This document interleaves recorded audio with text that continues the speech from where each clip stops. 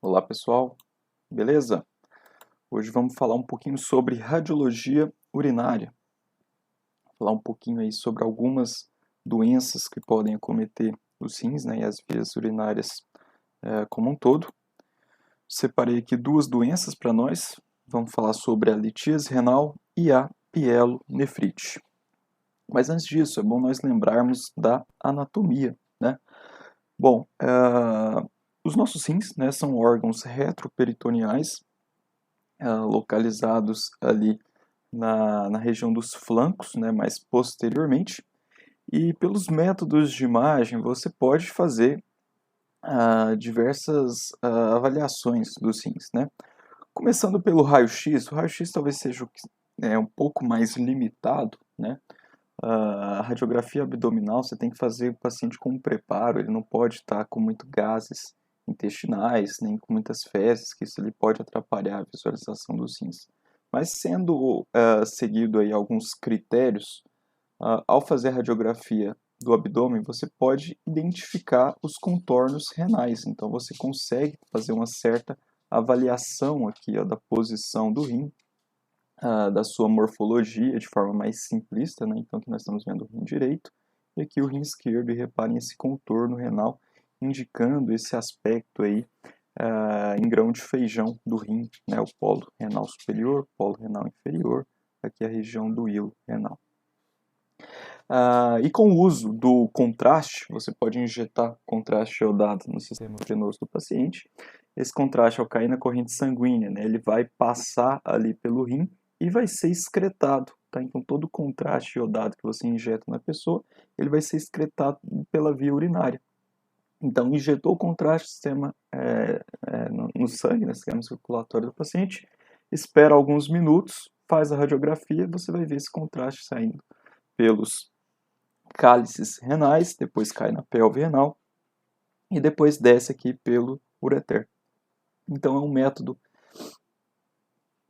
interessante que permite nós avaliarmos essa anatomia excretora, ver se esse paciente possui alguma malformação na via excretora, duplicação de ureter, quadros eventualmente obstrutivos, ectopia renal, às vezes o rim está numa posição diferente. Então todas essas patologias poderiam ser observadas aí por uma radiografia excretora, que é esse raio-x na fase excretora do contraste. Bom, na ultrassonografia você observa o rim então com esse aspecto em grão de feijão, né? Você observa os polos renais. Essa região mais escura na ultrassom eu chamo de hipoecogênica, que corresponde principalmente ao córtex renal, né? E aqui no centro, essa parte mais branca corresponde ao seio renal, onde você tem bastante gordura ali, juntamente com os cálices renais, com os vasos renais, e aí a gordura na ultrassom vai ficar mais branca, vai ficar hiperecogênica, mais ecogênica, né? Você pode eventualmente observar as colunas renais, nesse caso aqui é um paciente que tem uma coluna de Bertin, né, que é uma variação aí que algumas pessoas podem apresentar. Também as pirâmides renais podem ser vistas, né? Mas também a ultrassom é um método melhor do que o raio-x para avaliar essa morfologia, ver se tem alterações no formato, se tem hidronefroses e por aí vai. Mas, sem sombra de dúvida, o melhor exame para avaliação dos nossos rins vai ser a tomografia. Tá? Pela tomografia, a visão anatômica é ótima, excelente, você consegue ter uma perfeita noção da posição, do tamanho, a presença de variações anatômicas, por mais leves que sejam, você conseguiria identificar na tomografia. Sem contar que na tomografia você pode utilizar o contraste, né? Então você injeta o contraste e faz fotos em diferentes fases, em diferentes momentos. Então vai ter aquela fase inicial, arterial, em que o córtex renal altamente vascularizado vai estar realçando mais, enquanto que a medular renal, composta pelas pirâmides, realça menos. Depois esse tempo vai passando, esse contraste vai sendo eliminado e aí você consegue ver a progressão desse contraste até chegar lá na fase excretora, que novamente você vai observar a eliminação do contraste. Então existem diversas doenças que podem alterar a contrastação do rim por esse contraste. E também existe a tomografia computadorizada do abdômen sem contraste, que é o que a gente mais utiliza para avaliar pacientes que têm cálculos renais, que a gente vai comentar aqui na aula hoje. Bom, então, paciente com cálculos renais, a forma correta de nós chamarmos isso é de litíase renal, né? Ou urolitíase, que é uma patologia universal, né? Ela afeta diversas pessoas no mundo todo, uma doença bem igualitária que pega todo mundo, né? Não importa se o paciente é rico, é pobre, é etnia, é uma doença que tem uma prevalência muito grande na nossa sociedade. Estima-se que cerca de 14% dos homens e 6% das mulheres irão apresentar cálculos urinários em algum momento da vida, né? E pacientes que já tiveram cálculo, a chance de recorrência é bem grande, tá? Bom, os cálculos eles vão ser formados, são depósitos de cálcio que vão se organizando e formando cálculos, inicialmente aqui nos cálices renais, né, nos cálices menores, e esses cálculos, quando estão ali no cálice, normalmente não causa tanta dor, não causa tantos sintomas.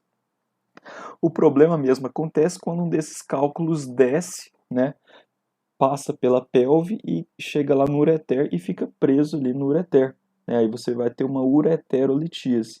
E aí esse cálculo impactado, ele vai atrapalhar, vai retardar, né, a eliminação da urina. Isso aumenta a pressão ali no trato urinário.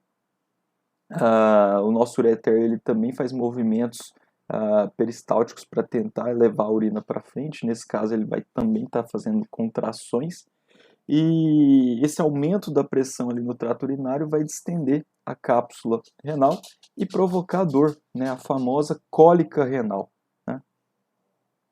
E com certeza todo médico, quando for dar aí um plantão, vai ter um contato com algum paciente com cólica renal. Daí a importância de nós conhecermos essa doença. Bom, os cálculos renais, a grande maioria serão compostos por cálcio, tá? De 70% a 80% são formados por oxalato de cálcio. Então nós podemos falar que praticamente a grande maioria dos cálculos renais, eles vão ser radioopacos, eles vão ser hiperdensos. Por isso eles são facilmente visualizados na tomografia, tá? Não importa o tamanho do cálculo, mesmo cálculos bem pequenininhos você consegue ver na tomografia. Diferentemente de cálculos das vias biliares. Cálculos biliares, nós já comentamos, eles podem ser formados por colesterol, podem ser formados por cálcio, então a composição de cálculos biliares é diferente, tá? Nem sempre você consegue ver numa tomografia. Já o cálculo renal, na grande maioria das vezes, você vai ver justamente por eles serem compostos por cálcio. Bom, a ultrassonografia é um método que tem uma sensibilidade interessante para a visualização de cálculos, mas tem que ser cálculos grandes, tá? Normalmente cálculos aí acima de 1 centímetro, a gente consegue ver bem na ultrassom. E principalmente cálculos que estejam dentro do rim, tá bom? Casos de nefrolitíase. Nós iremos ver então uma estrutura arredondada, ovalada, hiperecogênica, mais branca na ultrassom, e que forma uma sombra acústica posterior. A onda sonora que está saindo lá do transdutor do aparelho bate e volta quando encosta no cálculo. E por isso ele faz uma sombra acústica, faz essa mancha preta aqui posteriormente ao cálculo, tá bom? Você também pode conseguir identificar cálculos que estejam naquela porção mais proximal do ureter, né, ali na jupe, ou lá distalmente na juve, quando está quase entrando na bexiga. Agora, se o cálculo estiver impactado ali ao longo, no meio do ureter, aí vai ficar um pouquinho mais difícil de nós visualizarmos. Por quê? Porque ele vai estar passando ali por trás de alças intestinais, que tem grandes artefatos de imagem na ultrassom. Então, a ultrassom é um método interessante, mas existem algumas especificidades, né? Tem que ser cálculos grandes, cálculos dentro do rim ou cálculos na jupe ou na juve. Cálculos que estejam ali dentro do ureter mesmo, né? Na porção mais média ali do ureter, e esses vão ser mais difíceis de nós visualizarmos na ultrassom. Então a gente acaba deixando para fazer ultrassom naqueles pacientes que não podem fazer tomografia, né? Principalmente crianças, gestantes, né? Devido ao risco lá da radiação da tomografia. E é naqueles pacientes que têm cólica renal recorrente, né? Às vezes o paciente tem cálculos e fica tendo cólicas com frequência, você não vai ficar fazendo tomografia toda vez, né? Ficar irradiando esse paciente. E aí nesses casos você pode utilizar a ultrassom. Problema da ultrassom, cálculos pequenos, né, que é a grande maioria do que a gente vê no dia a dia, né, microcálculos menores que 5 milímetros, nós temos uma grande dificuldade de visualizar na ultrassom, tá bom? Então aqui uma radiografia, né, o rim direito, o rim esquerdo, e você vê aqui várias imagens radiopacas na topografia renal, podendo corresponder a um cálculo renal, tá? Mas você não consegue afirmar só por esse raio-x, porque lembrar que no raio-x você tem sobreposição de imagens, podem ser às vezes calcificações, algumas estruturas mais densas que estejam no trato digestivo e que se sobrepõem ao rim. Na ultrassom, uma coisa importante nós ficarmos atentos, você tem que ver uma imagem hiperecogênica e que faz sombra acústica posterior. Só assim você consegue afirmar que é um cálculo de fato igual esse aqui que eu estou apontando. Essas outras imagens brancas que estão aqui em cima, reparem que elas são brancas, são hiperecogênicas, mas não fazem sombra acústica posterior. Então isso aqui pode não ser um cálculo, tá? Isso aqui pode ser apenas alguns depósitos de cálcio que ficam ali na pontinha das pirâmides renais, ali próximo aos cálices renais, e que mimetizam cálculos. E vocês vão ver muitos médicos ali que começaram a fazer ultrassom, que não tem tanta experiência, e vê isso aqui e dá como cálculo. E aí o paciente faz ultrassom, sai com um laudo lá cheio, estou cheio de cálculos renais. Vai fazer a tomografia e não tem de fato. Então, para você afirmar que é um cálculo na ultrassom, principalmente cálculos grandes, de 1 centímetro para cima, hiperecogênicos e com sombra acústica posterior. E essas pequenas imagens aqui podem ser cálculos, mas na grande maioria das vezes podem não ser também. Tá? Bom, agora na tomografia computadorizada é o padrão ouro, sem sombra de dúvidas. Aqui você faz a tomografia, faz a imagem e visualiza pontos hiperdensos, imagens brancas dentro dos rins, pronto, você pode falar que aquilo é realmente um cálculo renal, tá? E até mesmo cálculos pequenos, cálculos menores que 3 milímetros, você consegue ver também muito bem. Então, cálculos grandes, cálculos pequenos. E, independente da posição pela tomografia, nós conseguimos acompanhar o ureter e você consegue localizar se eventualmente o paciente vai ter um cálculo impactado nesse ureter ou não, tá? Então, paciente se vai atender lá com suspeita de urolitíase, cálculo das vias urinárias, pede uma tomografia computadorizada, né, se ele não tiver nenhuma contraindicação. E detalhe, tomografia computadorizada sem contraste, tá bom? O contraste aqui ele não vai nos ajudar em nada, na verdade ele pode até atrapalhar, né? Às vezes o paciente está com quadro obstrutivo, injeta contraste, pode fazer mal, vai atrapalhar a excreção do contraste. Então, a grande vantagem é pacientes com urolitíase, tomografia computadorizada do abdômen sem contraste, um exame feito ali rapidinho, questão de segundos, esse paciente já vai ter feito o exame e vai estar liberado. Logicamente que você, depois médico, vai analisar a imagem, né, ver se tinha realmente cálculo ou não.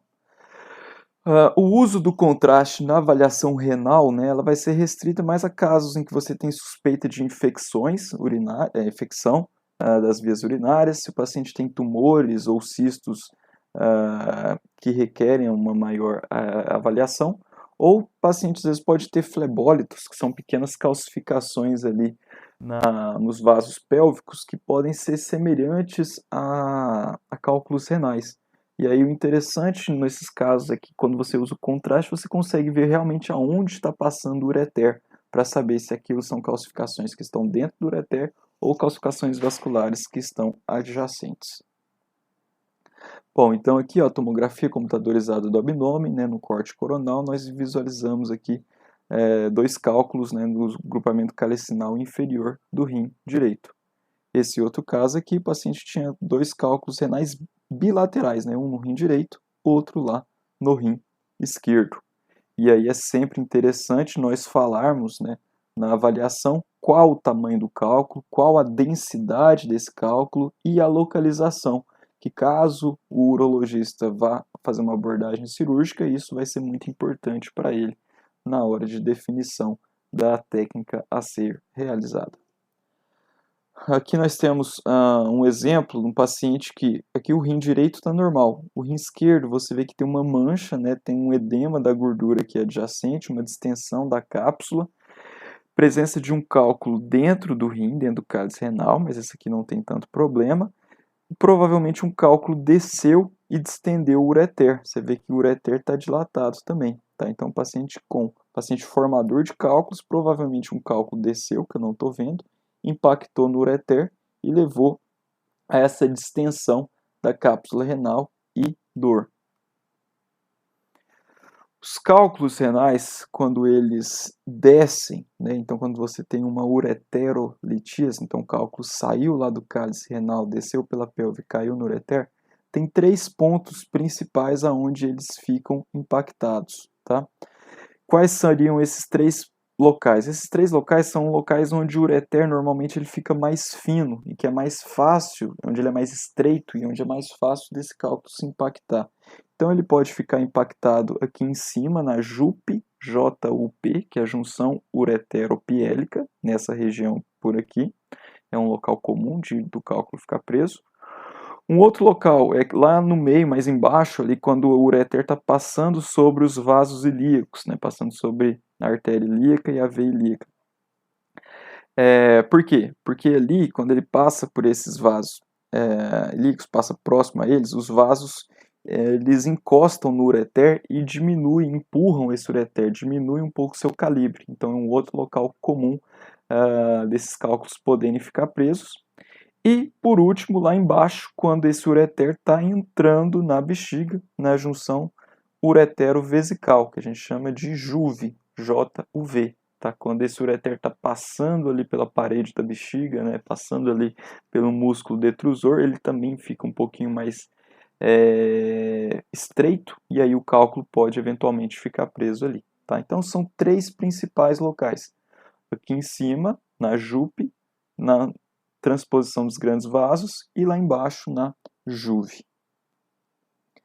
Nesse caso aqui, uma tomografia, nós fizemos uma imagem no corte coronal, você vê que o paciente está com um rim até aumentado de tamanho esquerdo devido a uma hidronefrose, então ele está cheio de urina retida aqui, e essa urina ficou retida, né, tá mais acumulada dentro do rim, devido à presença de um cálculo grande aqui, né, impactado lá na JUP, né, na junção ureteropiélica, né, então a pelve aqui em cima, o ureter aqui embaixo e esse cálculo impactado ali.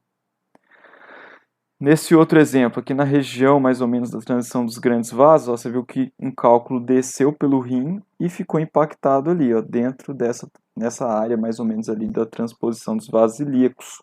E aí esse cálculo impactado levou a uma dilatação desse ureter, como ele ficou calibroso, e distendeu também a pelve e os cálices renais.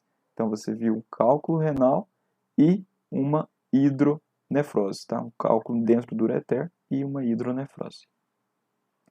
E agora aqui nós estamos diante de uma ultrassonografia. Na ultrassonografia você está vendo a bexiga cheia de urina e o ureter chegando aqui dentro da bexiga, só que antes desse ureter entrar na bexiga, na região da JUV, junção uretero-vesical, você vê um cálculo hiperecogênico com sombra acústica posterior impactado ali na JUV. Tá? E isso aqui também vai levar a hidronefrose e cólica renal.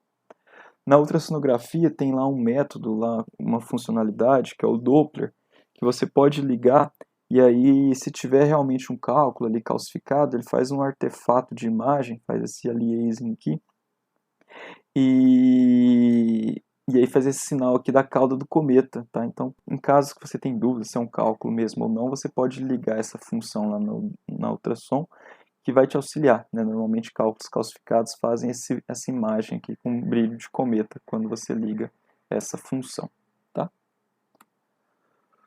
Bom, agora vamos falar sobre infecção das vias urinárias, né? Uma infecção do rim, né? Vamos falar sobre a pielonefrite aguda. Então, a pielonefrite aguda é quando você tem uma infecção do parênquima renal, por isso nefrite de néfrons, e uma infecção da pelve renal, por isso que a gente chama pielo. Então, pielonefrite, infecção da pelve e dos néfrons, né, do parênquima renal.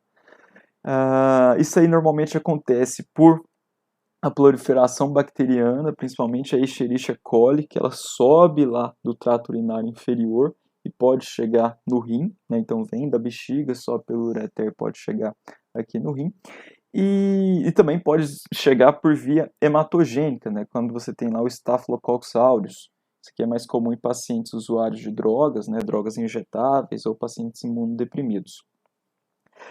Bom, a clínica vai ser um paciente que vai estar com início agudo, né, de febre, calafrios, uma dor lombar e associada a sintomas urinários, né, pode estar tendo cólica, excesso de polaciúria, urinando muito, e febre e uma dor mais alta, né, então eu tenho que lembrar aí da pielonefrite aguda, né, lembrar daquele sinal de Giordano positivo.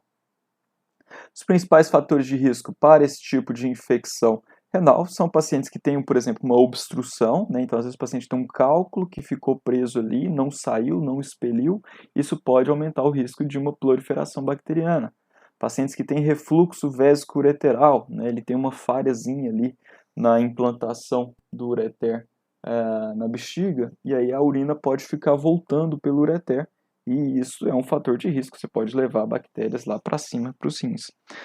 Pacientes formadores de cálculos, pacientes com diabetes mellitus, imunodeprimidos, grávidas, né, que você tem aquela alteração ali da anatomia, né, abdominal, isso pode predispor a infecções urinárias, e pacientes que já operaram, né, às vezes o paciente fez uma manipulação cirúrgica do trato urinário e pode levar a uma infecção secundária, né, ou até mesmo pela própria alteração anatômica também pode acontecer. Bom, a ultrassonografia ela é limitada para avaliação da pielonefrite, tá? Em muitos casos o paciente está com pielonefrite, na ultrassom parece ter um rim normal, tá? Eventualmente você pode encontrar alguns fatores de risco, né? Às vezes pela ultrassom você consegue identificar hidronefrose, cálculo ou malformação renal, e no geral as malformações renais elas aumentam o risco de infecções urinárias, por ter tido uma alteração anatômica ali da via de excreção. Melhor método de imagem, padrão ouro, é a tomografia computadorizada, né? E agora, no caso, é importante nós utilizarmos o contraste, tá? Então, quando você vai fazer uma avaliação de infecção renal, de pielonefrite, o contraste é muito importante, porque nós vamos ver padrões diferentes de contrastação e tentar identificar complicações, ver se tem abscessos ou não. Nesses pacientes com pielonefrite, ele vai apresentar o parênquima renal com áreas estriadas, áreas hipoatenuadas do sistema coletor até a cápsula renal, então você vai ver faixas escuras ali naquele parênquima renal. Você pode ter densificação da gordura ao redor ali do rim e espessamento da face de Gerota que envolve o rim. E dificuldade, né, da visualização do seio renal, né, que aquela gordura do seio renal às vezes ela pode estar mais esbranquiçada devido ao edema, devido ao quadro inflamatório, e eventualmente quando tem uma complicação ali, um acometimento da pelve, né, e até mesmo do ureter, você pode ver um espessamento da parede da pelve e do cálice renal. Aqui é uma ultrassonografia renal, tá? Ultrassonografia, na maioria das vezes, como eu comentei para vocês, é normal. Mas em alguns casos, às vezes você dá sorte e consegue achar algumas coisas. Nesse caso aqui, nós estamos vendo o padrão estriado. Você tem a área do córtex renal na ultrassom mais claro, áreas mais escuras, mais hipercogênicas. Escuro, claro, escuro, claro. Então você vê esse padrão parecendo uma zebra, né, cheio de estrias. Mas nem sempre você consegue ver na ultrassom. Agora, na tomografia é para a gente ver. Então, quando você injeta o contraste, espera alguns minutos, aonde que está o problema aqui? No rim direito ou no esquerdo? No rim esquerdo. Se você olhar, você vê que o rim direito ele vai estar o córtex renal com uma contrastação homogênea, bonita, enquanto que o rim esquerdo você vê áreas que ficam mais claras, mais hiperdensas, e áreas hipodensas, hiperdensas, hipodensas, hiperdensas, hipodensas. Então, padrão de estrias, tá? Como se fossem listras, né? Parecendo uma zebra. E esse rim esquerdo, né, que estava cometido, seria que ele está até um pouco maior, né? Ele está mais inchado do que o rim direito, então tem uma certa o aumento dele ali. Está inflamado, e esse rim inflamado ele não está conseguindo excretar a urina tão bem quanto o direito, né? Você tem uma certa perda da função ali durante esse processo infeccioso. Reparem que o rim direito ele está excretando contraste mais cedo do que o esquerdo ainda nem começou a excretar. Então você tem um certo retardo ali na eliminação desse contraste. Aqui um outro exemplo, olha só, um rim esquerdo distendido, um pouco de densificação da gordura aqui ao redor do rim esquerdo, e um padrão estriado. Você vê uma área hipodensa e hiperdensa. Hipodensa e hiperdensa, hipodensa e hiperdensa. É uma grande área hipodensa. Tá? Então, tem essas áreas do parênquima renal que ficam intercalando. Tá? Uma área fica mais branca, uma mais escura, uma mais branca, uma mais escura, indicando aí o acometimento parenquimatoso. Aqui um outro exemplo, ó, o paciente tem uma infecção renal, você vê uma área aqui do rim que teve uma contrastação menor que as outras, né, o padrão estriado, e além disso, né, um grande acometimento aqui da pelve renal. Reparem como o parênquima, como a parede, né, da pelve renal está espessa, tá vendo? Você consegue ver a parede bem definida aqui, ó. Isso aqui é um espessamento indicando uma inflamação da pelve renal, da parede renal. Aqui um outro exemplo, né, um rim esquerdo acometido. Você vê esse padrão estriado, né, área escura, área branca, área escura, área branca, né, área que contrastou bem, área que não contrastou. E além disso, você vê essa grande imagem escurecida aqui, né, essa grande área hipodensa arredondada dentro do rim. O que é isso? Isso aqui é um paciente que teve uma infecção, uma pielonefrite, que complicou com um abscesso renal. Tá? Então isso aqui tudo é pus, tá? Então tá cheio de pus ali nesse rim. Pacientes desses não vão responder bem ao tratamento medicamentoso lá com antibiótico, né? Você está tratando, o paciente não melhora, fica tendo febre. Você vai ter que vir aqui puncionar, retirar esse pus ali de dentro do rim, né? Para tentar dar uma melhor solução, uma melhor resposta. Aqui um outro exemplo, né? Então aqui um caso mais grave, né? O paciente teve uma pielonefrite e complicou com abscesso. Olha só o tamanhozão desse abscesso, né? Áreas de pus ali dentro do rim. Então casos bem graves que podem levar a sepse e até mesmo à morte. Tá?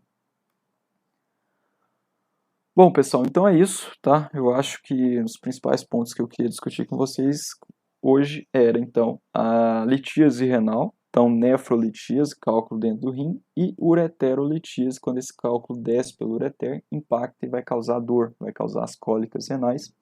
E falamos aí um pouco também sobre a pielonefrite aguda, tá? Que é a infecção ali dos rins e da pelve, do parênquima renal e da pelve urinária, e é importante para vocês, né, principalmente quando vocês começarem a dar plantão, conhecer essas patologias e saber identificá-las, tá bom? Então, é isso, bons estudos a todos, até mais.